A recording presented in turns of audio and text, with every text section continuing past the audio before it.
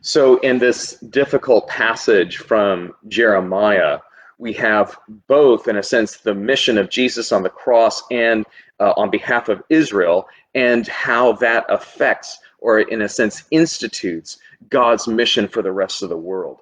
So, here we have, again, part of perhaps one of the most devastating indictments of Israel, the announcement by the prophet Jeremiah of the word of the Lord that Jerusalem and its royal establishment and the temple and the entire populace are now subject to the final judgment of God upon their faithfulness. That they have, as the passage says, they have learned to swear by the name of Baal.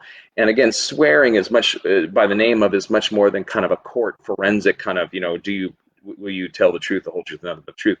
To swear by the name of Baal means, in a sense, they have placed their trust in other gods. It could be the god, the Baal's literal, idolatry and worship that's going on in the temple during this time, or also it's the Baal of oppression, the Baal of injustice, worshiping the ways of buying and selling, of power over others, the destruction and humiliation of the poor. That is an idol that the prophet Jeremiah receives God's condemnation of just as clearly as actual idolatry. And that God has pronounced a word of judgment that he, in order to bring that to an end, then in a sense God has sent word through the prophets and that has not been heeded. And so God will bring that to an end. Since God in his justice will not allow justice to continue, and he will bring that to an end, and the only way to do it is by formally destroying the city and taking its people and the survivors into an exile where they can learn again to trust in the Lord in his ways, and then to bring them back. And then there's this word that he will bring you back. Just as he has the power to take you out, he will bring you back. And it is Jesus himself who takes upon, in his person on the cross, that judgment of God on Israel, which was revealed through the cross and through the drama of Jesus's sacrificial love and his giving of himself for the sins of the world, is that precisely it is for the world, that Israel's problem is a human problem. That, in a sense, Israel has fulfilled the human vocation in a way that they never wanted to. That is, when they refused or abdicated the vocation to share God's blessings with humanity and show humanity what an authentic life with God, what God's desire for human life is, they became, in a sense, the representative humanity for being under God's judgment.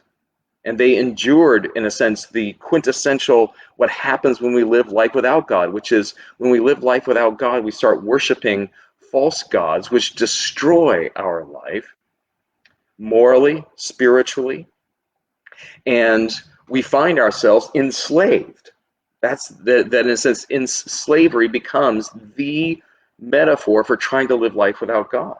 And so there's this, call the lions, call the hyenas, call the birds of prey, basically the buzzards and vultures that circle around a corpse in the wilderness, call them together and that those stand for the foreign peoples. And so in Jesus's crucifixion, we have the Romans representing the rest of the Gentile world gathered in Jerusalem, who've been brought to Jerusalem to feed upon the misery of a people who refuse to share God's blessings. And Jesus takes that punishment and that judgment, that condemnation into himself and receives it and takes it down into hell where it belongs and leaves it there. And in his resurrection, he fulfills the last part of this lesson from Jeremiah, where a new people, so you have the people of God who are brought out of exile, but also the peoples, in a sense, those pagan oppressors. There's this idea there are these pagans that are left in the land when the God's Israel is taken out, and they too will be made a part of a new united people of God. It says that I will build them up in the midst of the land, in the midst of my new kingdom. Gentiles will be included. All people who will trust in my way of love and mercy will be built up together as a united city, a new Jerusalem, which includes all peoples.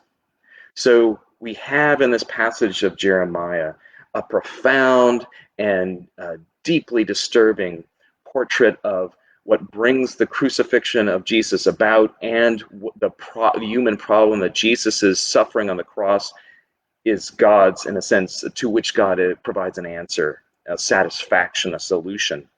And then we also have an intimation of the promise of God given to us in Jesus and his victory over human sin and death. A reading from the prophet Jeremiah. You will be in the right, O Lord, when I lay charges against you. But let me put my case to you. Why does the way of the guilty prosper? Why do all who are treacherous thrive? You plant them, and they take root. They grow and bring forth fruit. You are near in their mouths, yet far from their hearts. But you, O Lord, know me. You see me and test me. My heart is with you. Pull them out like sheep for the slaughter, and set them apart for the day of slaughter. How long will the land mourn and the grass of every field wither? For the wickedness of those who live in it, the animals and birds are swept away. And because people said, he is blind to our ways. If you have raced with foot runners, and they have wearied you, how will you compete with horses? And if in a safe land you fall down, how will you fare in the thickets of the Jordan? For even your kinsfolk and your own family, even they have dealt treacherously with you. They are in full cry after you. Do not believe them, though they speak friendly words to you. I have forsaken my house.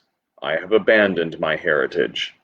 I have given the beloved of my heart into the hands of her enemies. My heritage has become to me like a lion in the forest. She has lifted up her voice against me. Therefore I hate her.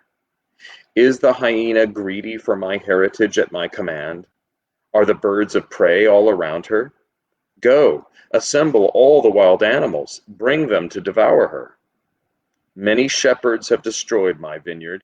They have trampled down my portion. They have made my pleasant portion a desolate wilderness.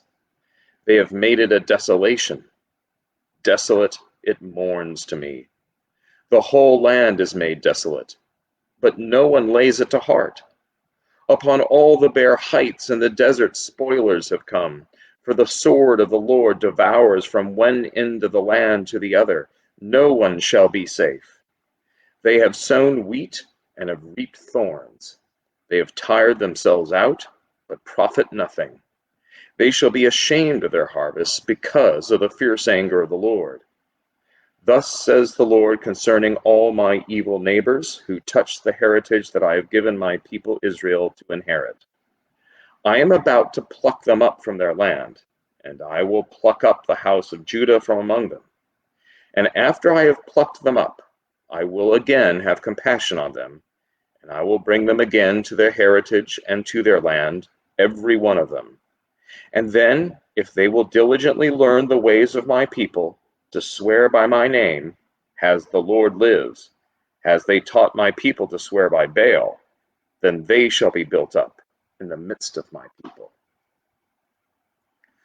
The word of the Lord. Thanks be to God.